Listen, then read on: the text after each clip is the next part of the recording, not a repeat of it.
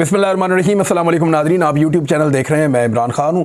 Establishment अपने आप को रेलिवेंट साबित करने की कोशिश कर रही है। यानी ये जो इक़दाम उठाए जा रहे हैं पाकिस्तान में, इससे एस्टेब्लिशमेंट ये बताना चाहती है कि आज भी पाकिस्तान के तमाम फ़ैसले वही करेगी। वो एतमाद खोना नहीं चाहते। वो ये चाहते हैं कि पाकिस्तान के जो अशराफिया है, जो सियासतदान हैं, जो ब्यूरोक्रेट हैं, उन सबको इस बात का यकीन रहे कि ये मुल्क आइन और कानून के मुताबिक नहीं चलेगा। ये मुल्क एस्टेब्लिशमेंट के बंद कमरों में किए गए फैसलों के मुताबिक चलेगा। और यही साबित करने के लिए वो हर थोड़े अरसे के बाद कोई ना कोई ऐसी हरकत कर देते हैं, जैसा कि कराची के अंदर भी इलेक्शन हुआ है बल्दियाती। यानी जिस शहर के अंदर पाकिस्तान पीपल्स पार्टी को जलसे के लिए बंदे नहीं मिलते, वो बसों में भर के इंटीरियर सिंध से, यानी अंदरून सिंध से लेकर आते हैं। वहाँ पे पीपल्स पार्टी जो है वो बहुत सारी सीटें जीत गई। हैरत है वैसे। और अभी मोहसिन नकवी की जो निगरान वज़ीर आला के तौर पे तैनाती, ये भी एस्टेब्लिशमेंट का एक फ़ैसला है।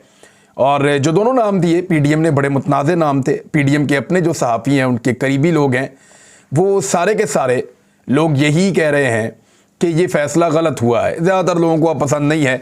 अब समझ आ रही है सबको कि ये एक्चुअली नाइंसाफ़ी का भी एक लेवल होता है। ये उससे ज़्यादा बड़ी हुई बात उनको दिखाई दे रही है।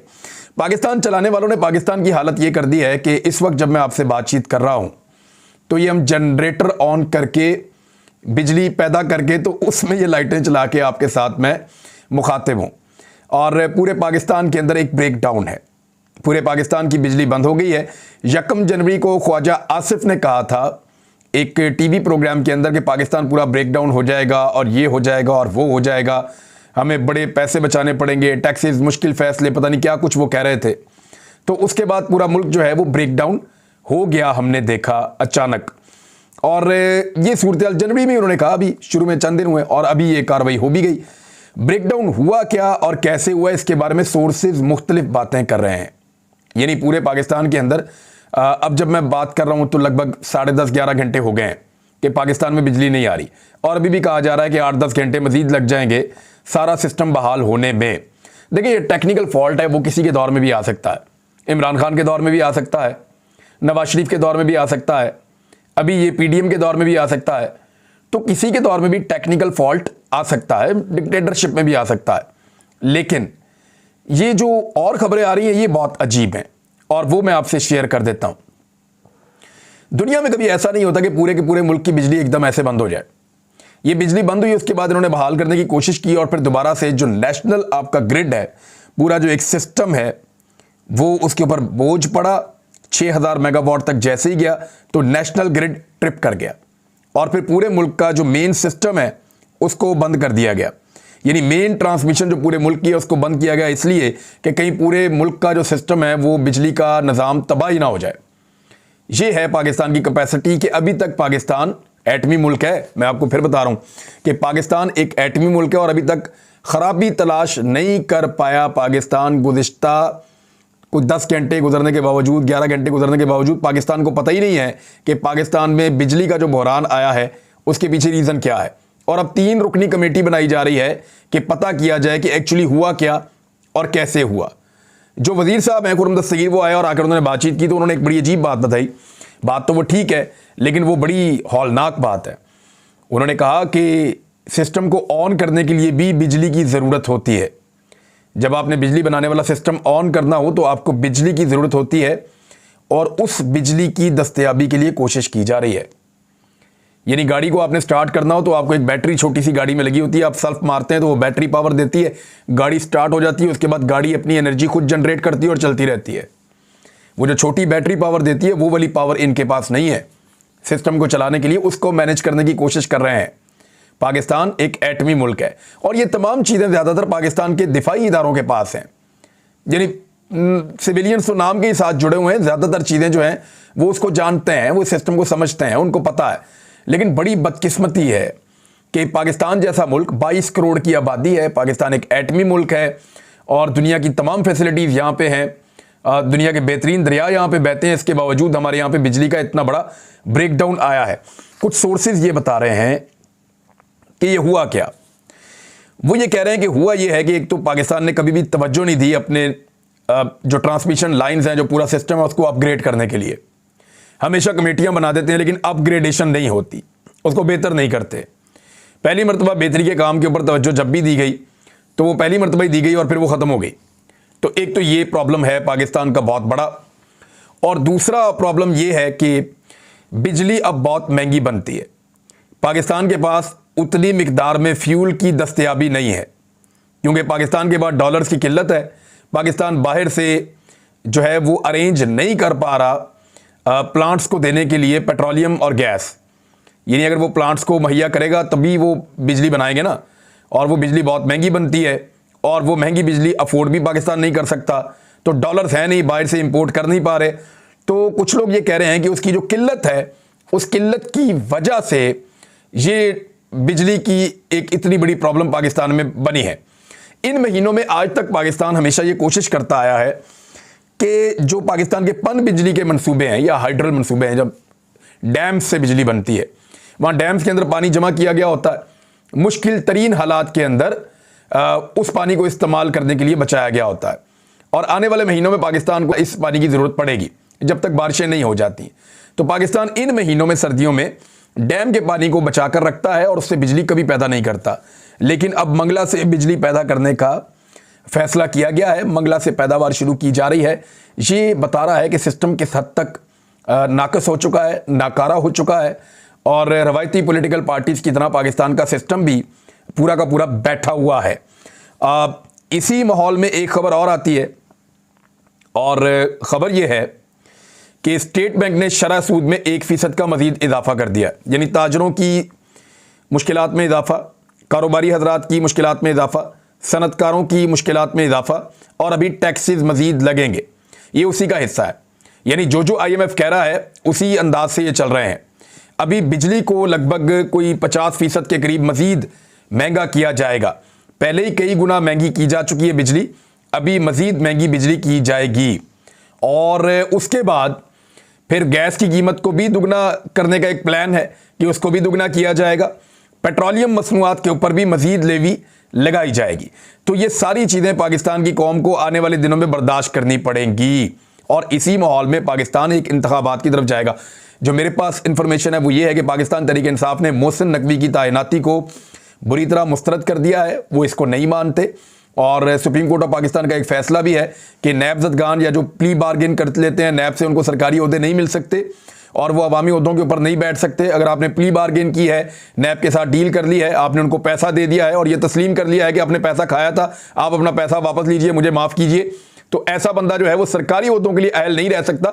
हाँ, पाकिस्तान के अंदर अपना कारोबार करे, अपना बिजनेस करे, लेकिन वो सरकारी ओहदे के ऊपर आकर बैठ गए हैं नैब से प्ली बार्गेन करने के बावजूद। तो ये एक कानूनी नुक्ता है जिसको उठाया जा सकता है अदालत के अंदर, लेकिन पाकिस्तान तहरीक इंसाफ ने इसको मुस्तरद किया है, और इसके ऊपर जो है मेरी इंफॉर्मेशन के मुताबिक वो रद्द अमल भी देंगे आने वाले दिनों में, और अपने लोगों को तैयार भी करेंगे कि उनके एक दुश्मन को बनाया गया है वज़ीर आला पंजाब, और उस दुश्मन की मौजूदगी में कैसे पाकिस्तान तहरीक इंसाफ और उसके वर्कर्स इलेक्शन लड़ेंगे, कितनी तैयारी करेंगे। लगभग 2-2.5 लाख नौजवानों को इन्हें तैयार करना पड़ेगा पूरे पंजाब के अंदर, जो हर ज़िले के अंदर मौजूद रहें, हर पोलिंग स्टेशन के ऊपर मौजूद रहें, और वो इंतखाबात के अंदर धांधली को रोकने की तमाम कोशिशें करें। अब मामला नकीबुल्लाह महसूद साहब का भी मैं जिक्र कर दूँ। नकीबुल्लाह महसूद मरहूम, इसको शहीद कर दिया गया था कराची के अंदर दीगर कुछ लोगों के साथ, और उस वक्त राव अनवार ने ये कहा था कि ये तालिबान है और मैंने तालिबान को मारा है। राव अनवार जो है वो उसके ऊपर इसका मुकदमा भी बना था और ये मामला आगे भी चला था, लेकिन अदालत में 5 साल केस चलने के बाद आज राव अनवार भी बाइज्जत बरी हो गए। राव अनवार को भी बाइज्जत बरी कर दिया गया, और जो बाकी लोग भी इसके अंदर शरीके जुर्म पुलिस वाले करार पाए थे वो सारे के सारे बाइज्जत बरी कर दिए गए। तो इस्तदाद दहशतगर्दी की अदालत ने 14 जनवरी को केस का फैसला महफूज किया था, और इसकी समाअत मुकम्मल होने में 5 साल लगे थे। राव अनवार कौन है? राव अनवार जो है वो एक आसिफ अली जरदारी साहब का बहुत लाडला शख्स है, पाकिस्तान की एस्टेब्लिशमेंट का बहुत लाडला शख्स है, और ये पुलिस मुकाबलों का माहिर है। कराची के अंदर इस शख्स ने बहुत सारे पुलिस मुकाबले किए हैं और बड़े ज़बरदस्त पुलिस मुकाबले किए हैं, और क्रिमिनल्स को भी मारा है और ऐसे लोगों को भी मुबैना तौर पे मारा है जो मासूम थे, जैसा कि ये नकीबुल्लाह महसूद वाला मामला था। ये जनूबी वज़ीरिस्तान से ताल्लुक़ रखता था, मॉडल था नकीबुल्लाह महसूद। ये कराची में रहते थे, इनकी बेटियां भी हैं, और इनके वालिद जो है वो इस केस के मुद्दई थे, लेकिन इनके वालिद का इंतकाल हो गया इंसाफ तलाश करते करते। और आज इंसाफ ये हुआ कि जितने लोगों ने मारा था वो सब के सब जो हैं वो बाइज्जत बरी हो गए। साबिक एसएसपी राव अनवार और उनके करीबन 2 दर्जन मातहतों के खिलाफ 13 जनवरी 2018 को नकीबुल्ला और दीगर 3 अफराद को तालिबान अस्करियत पसंद करार देकर जाली पुलिस मुकाबले में कत्ल करने का मुकदमा दर्ज किया गया था। अच्छा, अब ये मुकदमा दर्ज होने के बाद केस चलता रहा और फिर उसके बाद यानी वो तो कह रहे थे कल तहरीक तालिबान पाकिस्तान के लोग हैं, हालांकि तहरीक तालिबान पाकिस्तान ने ये कह दिया था कि इनका हमारे साथ कोई ताल्लुक नहीं है और बाद में ये साबित भी हो गया था कि कोई ताल्लुक नहीं है। नकीबुल्ला महसूद के कत्ल के बारे में ये कहा जाता है कि नकीबुल्ला महसूद के ताल्लुकात कराची के कुछ बड़े पोश और तगड़े लोगों के साथ हो गए थे और वहाँ पे इसके कुछ इस किस्म के ताल्लुकात थे जिन ताल्लुकात को छुपाने के लिए इस शख्स को मुबैना तौर पर कत्ल करवाया गया था। इसकी कहानी क्या है मैं डिग आउट करके आपको बताऊंगा आने वाले वक्त में, लेकिन अभी यहाँ पे इसको रोक लेते हैं और बात करते हैं पीटीएम की। पश्तून तहफ़्फ़ुज़ मूवमेंट वो इस शख्स के कत्ल के बाद बनी थी और उसका ये दावा था कि वो इंसाफ दिलाएगी, लेकिन आपने देखा कि पीटीएम के प्लेटफॉर्म के ऊपर कामयाब होने वाले एमएनएज आसिफ अली जरदारी के पीछे खड़े होते हैं हर जगह पे, और जिनका ये अच्छा बच्चा था राव अनवार। और अब आप अंदाज़ा कर लीजिए कि वही राव अनवार जो उनका पपेट है और उसके ऊपर पीटीएम की आपको अब आवाज़ें सुनाई नहीं देंगी, खामोशी आपको सुनाई देगी। वो जमात जो इस आदमी के कत्ल के बाद वजूद में आई थी और उन्होंने बहुत सारे पश्तूनों को इकट्ठा किया था, लेकिन ऐसा लगता है कि वो इनके इस केस को भूल गई है और इस केस से उन्होंने अपने आप को ऐसा लगता है कि दूर कर लिया है। पाकिस्तान तहरीक इंसाफ के 44 लोग बाकी बचे हैं और उन्होंने असेंबली से इस्तीफे वापस लेने का फैसला किया है। उसकी 2 बड़ी वजूहात हैं, दोनों मैं आपको बता देता हूँ। नंबर 1 तो ये है कि शहबाज शरीफ ने एतमाद का वोट लेना है और अब ये पता चल रहा है कि शहबाज शरीफ साहब के अपने चंद लोग उनको एतमाद का वोट नहीं देना चाह रहे, जिनकी तादाद लगभग 10 के करीब बन जाएगी सारी जमातों के मिला के, और एमक्यूएम वगैरह को भी मिला लेंगे तो ये सारे तकरीबन 10-12 इतने लोग बन जाएंगे।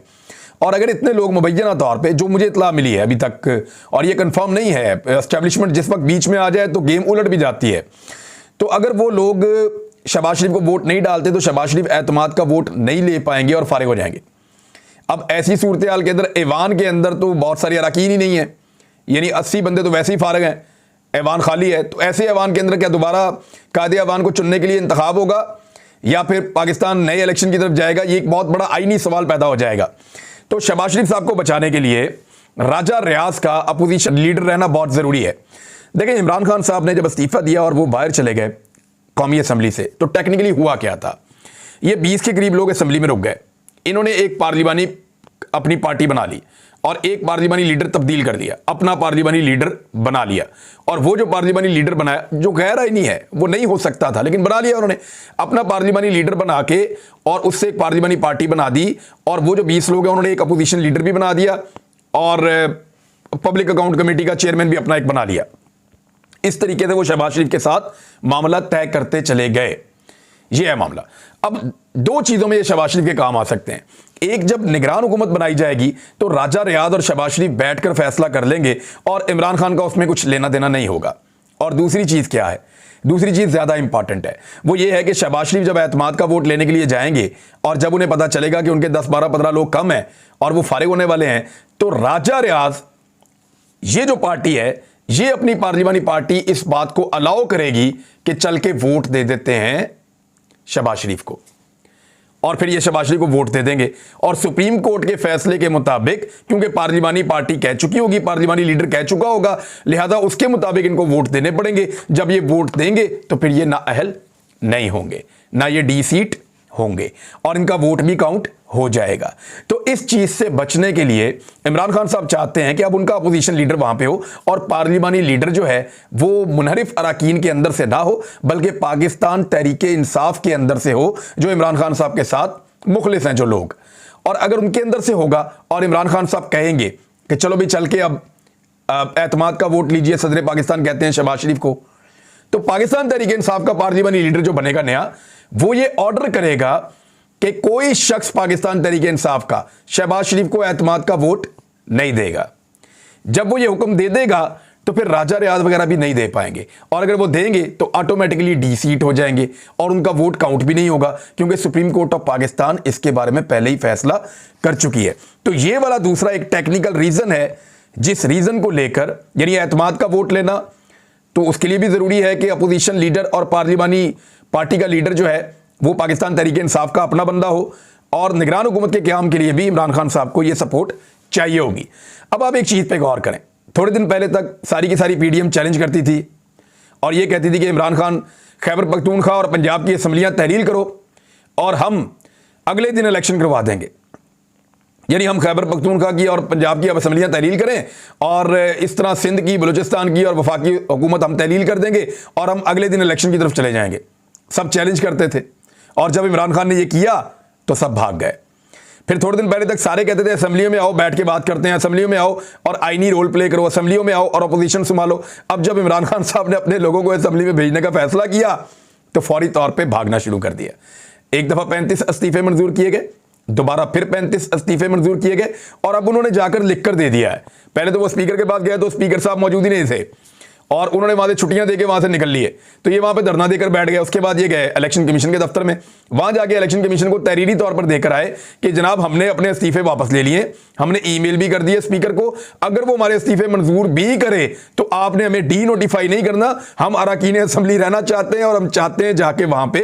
अब बहुत सारे लोग इसको इमरान खान का एक बहुत बड़ा यू टर्न कह रहे हैं और है भी, यानी इमरान खान साहब इस रास्ते पे जा रहे थे, अब यहां पे आ रहे हैं तो ठीक है। अपना जब टारगेट आपने अचीव करना होता है तो आपको ये चीज़ें करनी पड़ती हैं और आपको अपनी स्ट्रेटजी तब्दील करनी पड़ती है। कभी आप तेज़ खेलते हैं, कभी आप स्लो खेलते हैं।